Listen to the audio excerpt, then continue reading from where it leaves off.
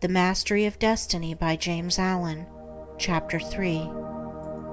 Cause and Effect in Human Conduct. It is an axiom with the scientists that every effect is related to a cause. Apply this to the realm of human conduct, and there is revealed the principle of justice. Every scientist knows, and all men believe, that perfect harmony prevails throughout every portion of the physical universe, from the speck of dust to the greatest sun. Everywhere there is exquisite adjustment. In the sidereal universe, with its millions of suns rolling majestically through space and carrying with them their respective systems of revolving planets, its vast nebula, its sea of meteors, and its vast army of comets, traveling through illimitable space with inconceivable velocity, perfect order prevails. And again, in the natural world, with its multitudinous aspects of life and its infinite variety of forms, there are the clearly defined limits of specific laws, through the operation of which all confusion is avoided, and unity and harmony eternally obtain.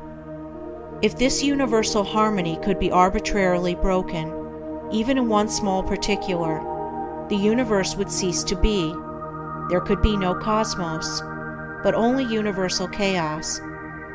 Nor can it be possible in such a universe of law that there should exist any personal power which is above, outside, and superior to such law in the sense that it can defy it or set it aside. For whatsoever beings exist, whether they be men or gods, they exist by virtue of such law, and the highest, best, and wisest among all beings would manifest his greater wisdom by his complete obedience to that law which is wiser than wisdom, and than which nothing more perfect could be devised. All things, whether visible or invisible, are subservient to, and fall within the scope of, this infinite and eternal law of causation. As all things seen obey it, so all things unseen, the thoughts and deeds of men, whether secret or open, cannot escape it. Do right, it recompenseth. Do wrong, the equal retribution must be made. Perfect justice upholds the universe. Perfect justice regulates human life and conduct. All the varying conditions of life, as they obtain in the world today, are the result of this law reacting on human conduct. Man can, and does, choose what causes he shall set in operation, but he cannot change the nature of effects. He can decide what thoughts he shall think, and what deeds he shall do, but he has no power over the results of those thoughts and deeds. These are regulated by the overruling law. Man has all power to act, but his power ends with the act committed. The result of the act cannot be altered, annulled, or escaped. It is irrevocable. Evil thoughts and deeds produce conditions of suffering. Good thoughts and deeds determine conditions of blessedness.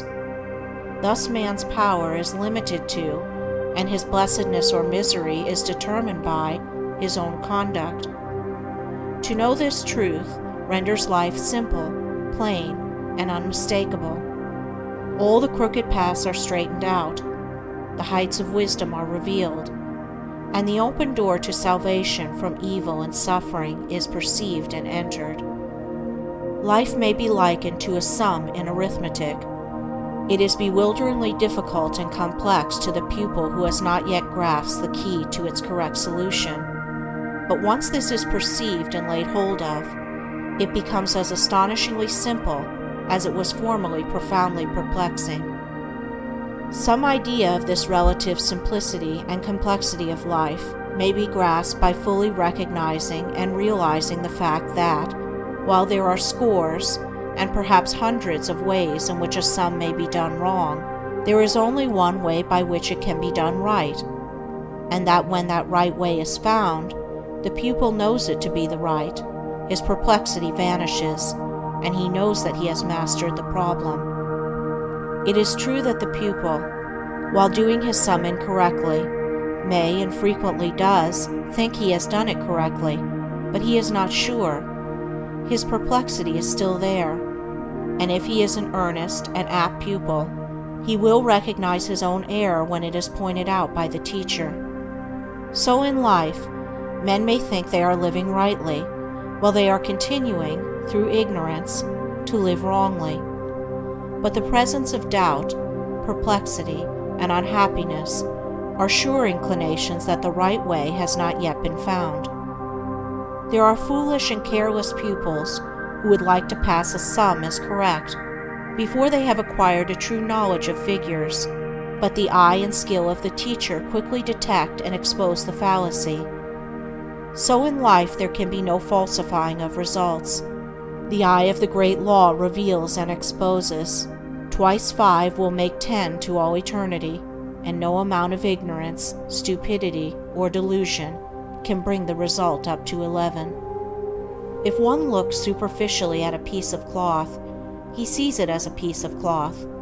But if he goes further and inquires into its manufacture, and examines it closely and attentively, he sees that it is composed of a combination of individual threads, and that, while all the threads are interdependent, each thread pursues its own way throughout, never becoming confused with its sister thread. It is this entire absence of confusion between the particular threads which constitutes the finished work a piece of cloth. Any inharmonious commingling of the thread would result in a bundle of waste or a useless rag. Life is like a piece of cloth, and the threads of which it is composed are individual lives. The threads, while being interdependent, are not confounded one with the other. Each follows its own course. Each individual suffers and enjoys the consequences of his own deeds, and not the deeds of another. The course of each is simple and definite, the whole forming a complicated, yet harmonious, combination of sequences. There are action and reaction, deed and consequence, cause and effect, and the counterbalancing reaction, consequence, and effect is always in exact ratio with the initiatory impulse.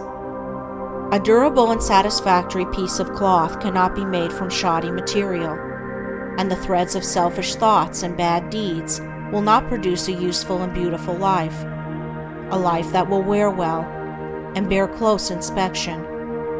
Each man makes or mars his own life.